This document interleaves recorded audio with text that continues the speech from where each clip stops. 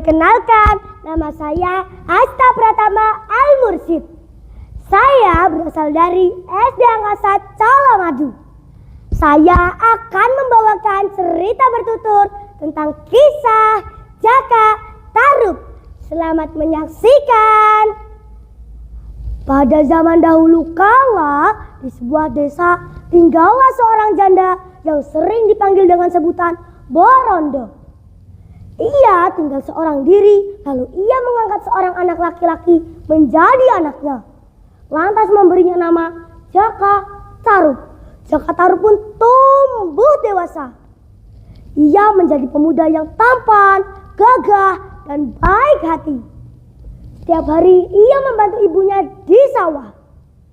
Suatu hari Borondo jatuh sakit dan mengembuskan nafas terakhirnya. Jaka Tarub pun sangat sedih. Sejak kematian Borondo, Jaka Tarub sering melamun. Kini sawah ladangnya terbengkalai. Sia-sia aku bekerja, untuk siapa hasilnya? Demikian gumam Jaka Tarub. Suatu malam ia bermimpi memakan daging rusa. Pada saat ia terbangun dari tidurnya, ia langsung pergi ke hutan. Dari pagi sampai siang ia berjalan. Namun sama sekali ia tidak menjumpai rusa. Jangankan rusa, kancil pun tidak ada. Suatu ketika ia melewati telaga. Di telaga itu tampak 7 perempuan cantik tengah bermain air, bercanda, bersukaria. Jaka Tarub pun takjub melihat kecantikannya.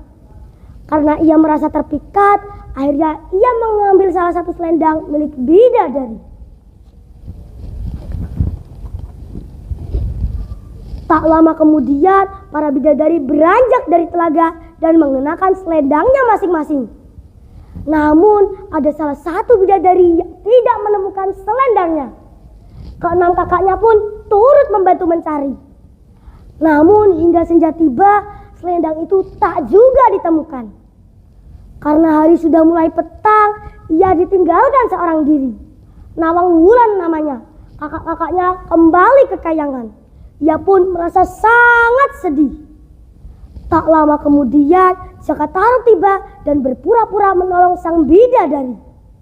Diajaknya bidadari itu pulang ke rumahnya. Kehadiran Nawang Wulan membuat Jaka Tarub kembali bersemangat. Meskipun akhirnya mereka menikah, keduanya hidup dengan bahagia. Kini ia memiliki putri cantik bernama Nawangsi. Sebelum mereka menikah, Nawang Wulan berpesan kepada Jaka Tarub untuk tidak menanyakan kebiasaan yang dilakukan setelah ia menjadi istrinya. Akhirnya mereka pun menikah. Kini Nawang Wulan juga harus bekerja seperti layaknya manusia, seperti memasak dan mencuci.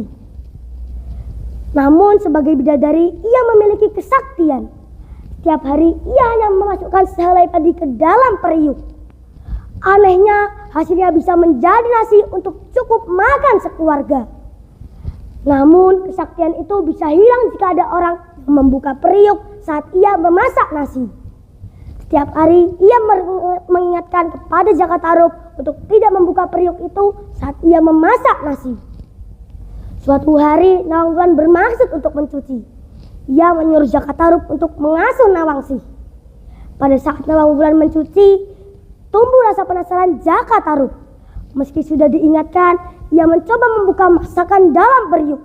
Betapa terkejutnya dia saat melihat ternyata selama ini Nawang Wulan hanya memasak selai padi untuk makan sekeluarga. Rasa penasaran ini akibatnya sangat besar. Kini kesaktian Nawang Wulan lenyap. Kini dia harus memasak beras untuk makan bersama keluarganya. Setiap hari ia mengambil persediaan beras di lumbung. Pada saat persediaan menipis, tanpa sengaja ia menemukan sehelai selendang. Selendangnya itu miliknya yang hilang saat mandi di telaga. Nawang Wulan baru sadar bahwa selendangnya sengaja dicuri dan disembunyikan oleh Jaka Tarub. Lantas segera ia mengenakan selendangnya kembali dan berubah menjadi bidadari. Ia memutuskan untuk kembali ke kayangan. Jaka Tarub meminta maaf dan memohon kepada istrinya agar tidak kembali ke kayangan. Namun Nawang Wulan sudah bulat tekadnya. Akhirnya ia kembali ke kayangan. Sesekali ia turun ke bumi untuk menyusui bayinya Nawangsi. Tetapi dengan satu syarat, jika Jakatarup tidak boleh bersama Nawangsi saat Nawangwulan menjumpainya. Biarkan dia seorang diri di dekat telaga. Jakatarup menahan kesedihannya dengan sangat, ia ingin terlihat tegar. Setelah menyatakan kesanggupannya untuk tidak bertemu dengan Nawangwulan, akhirnya para bidadari terbang meninggalkan dirinya dan Nawangsi. Jakatarup hanya sanggup melihat kepergian Nawangwulan sambil mendekap Nawangsi. Sungguh kesalahannya tidak termaafkan. Tiada hal lain yang dapat dilakukannya saat ini merawat Nawangsi dengan baik. Pesan moral dari cerita rakyat Jakatarup adalah janganlah kalian mengambil barang milik orang lain dan juga harus menepati janji yang kita ucapkan. Jika tidak menepati janji akan membawa keburukan di masa yang akan datang. Ada pangeran, ada tuan putri sedang bertemu dan penuh kasih. Saya pamit undur diri. Sekian dan terima kasih. Wassalamualaikum warahmatullahi wabarakatuh.